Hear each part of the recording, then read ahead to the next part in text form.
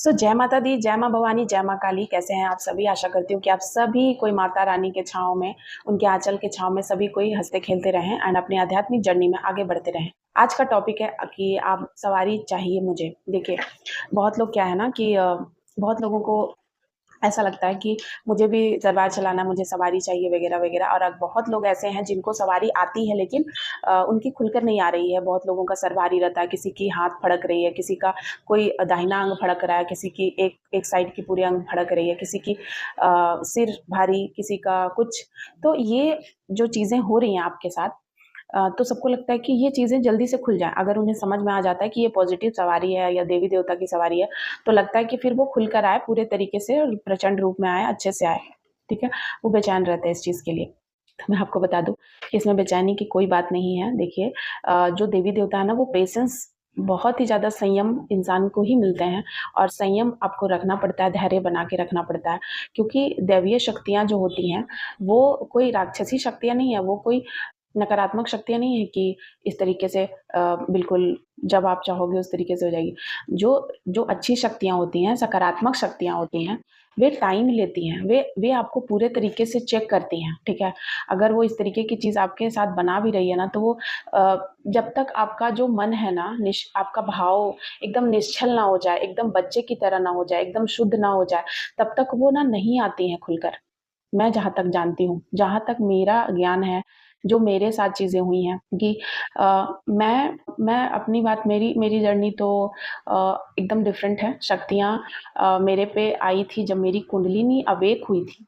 So after that माँ को मैंने देखा एंड कुंडलिनी अवेक हुई। आपको मैंने बताया है प्रीवियस वीडियो में, जब आप मेरी सबसे पहली वाली वीडियो देखेंगे, मैंने माँ भवानी को डिस्क्राइब किया है जितना मुझे पता है उनके बारे में। एंड फिर उसके बाद चीज़ें मैंने अपने बारे में बताई है।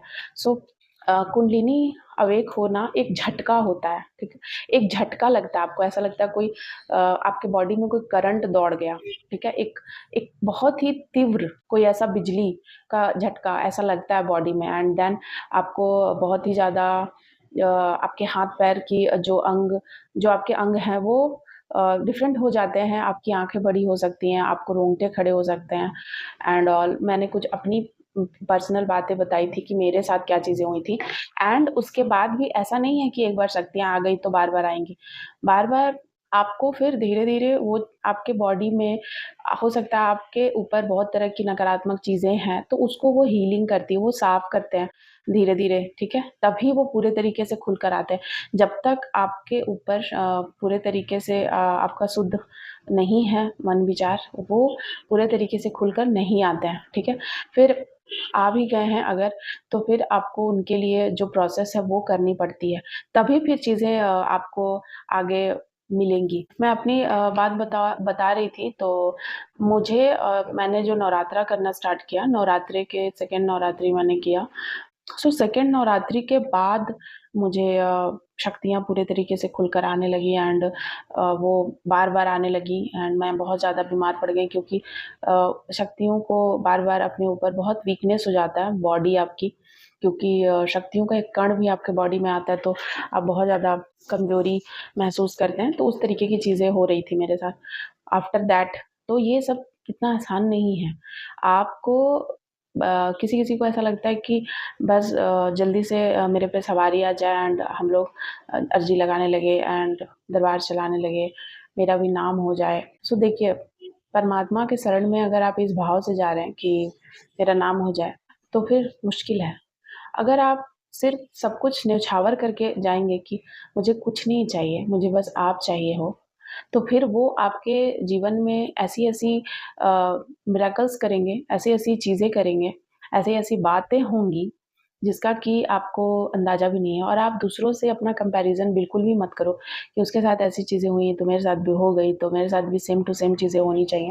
ऐसा नहीं है, यहाँ पर हर इंसान यूनिक है और सबकी अपनी लाइफ़ है, अपनी जर्नी है और स्पिरिचुअल जर्नी उनकी सबकी अलग-अलग होती है, सबकी अपनी-अपनी कहानी होती है। लेकिन सारे कहानी में एक बात इम्पोर्टेंट है, आपकी भक्ति, शुद्ध भाव, शुद्ध विचार एंड आपका जो मन है ना, वो बिल्कुल निर्मल होना चाहिए, ठीक है? एकदम पवित्र होना चाहिए, तभी ये चीज़ें आप पा सकते हो जल्दी एंड तभी आपको जो माता रानी है या जो शक्तियाँ हैं उनकी कृपा आपको मिल सकती है। मैं तो नहीं चाहती थी कि मैं दरबार वगैरह चलाऊँ, मुझे ये बहुत टफ़ काम लगता है, बहुत टफ़ जॉब है। किसी को सच बताना, किसी को बहुत बार क्या है ना कि आप को कुछ चीज़ें दिखाई देती हैं, क्योंकि कुंडलिनी जागृत होना, शक्तियों का आना मतलब आपकी कहीं न कहीं थर्ड आई ओपन होती है, आपके सेंस जागने लगते हैं धीरे-धीरे। थर्ड आई भी बहुत लेयर होते हैं उसके, किसी को बहुत क्लियरली वॉइस सुनाई देती है, आप दूर बैठे लोगों की बातें सुन सकते हैं। आपके ऊपर जो चीज़ें होने वाली हैं उसको आप देख सकते हैं एचडी में, अगर कोई कुछ कर रहा है वो चीज़ें दिखाई देती हैं। इवन कि आपको बैठे-बिठाए भी दे बहुत तरह की सिद्धियाँ होती हैं, वो सब थर्ड आई में ही आती हैं। आपको बैठे-बिठाए चीज़ें दिखती हैं। आपको सोने की ज़रूरत नहीं है, आपको नींद में जाने की ज़रूरत नहीं है। आप बैठे-बिठाए भी चीज़ों को देखते हैं, आपके बहुत सारे सूक्ष्म शरीर बनने लगते हैं एंड आप ट्रैवल्स करने लगते हैं। अगर आप दरबार वगैरह भी चलाएँगे तो उसके लिए आपको ये हाईली स्पिरिचुअल होना ज़रूरी है। इतना ज़्यादा शुद्ध विचार भाव होना ज़रूरी है, तभी आप दरबार चला सकते हैं, क्योंकि आपके पास बहुत तरह के लोग आते हैं, तो उसको उससे ज़्यादा आपको ज्ञान होना चाहिए, उससे ज़्यादा आपको कहीं न कहीं आपके पास परख होना चाहिए, तभी आपको ये सारी चीज़ें मतलब करनी करनी चाहिए। बहुत लोग ना ज़बरदस्ती ही दरबार चलाने लगते हैं। उन्हें लगता है कि एक बार अगर उनके साथ कुछ वाइब्रेशन वग़ैरह हो जाता है बॉडी में, तो उन्हें लगता है कि अब तो माँ आ गई या अब तो शक्तियाँ आ गई और अब हमें दरबार खोल लेना चाहिए, और इस तरीके से वे लोग करने लगते हैं, जिसका रीज़न ये होता है कुछ दिनों के बाद उनका दरबार बंद हो जाता है, या फिर उनकी जो शक्तियाँ हैं उनकी जो बातें हैं वो सच नहीं होने लगती हैं। तो ये सारी चीज़ें हैं ना, बहुत ही मुझे ऐसा लगता है ना पर्सनली कि ये सारी चीज़ें देवी-देवता के हाथ में होती है कंप्लीटली, टोटली, और उन्हीं के हाथ में है आपको बनाना, आपको भगत बनाना, आपको कुछ भी कोई एक पोस्ट देना, या आपके लिए आप किस लेवल के हो।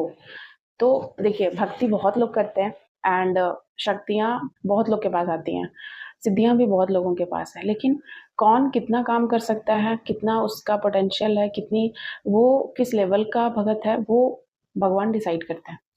सो आई होप कि आप समझ रहे होंगे मेरे प्यारे-प्यारे भक्तगण, माँ के प्यारे-प्यारे बच्चे, कि जो ये सारी चीज़ें हैं, मैं जहाँ तक जानती हूँ ये सारी चीज़ें खुद से करने वाली नहीं है, कोई कोर्स नहीं है कि कर लिया, ठीक है? कोई कोर्स नहीं है कि कर लेते हैं।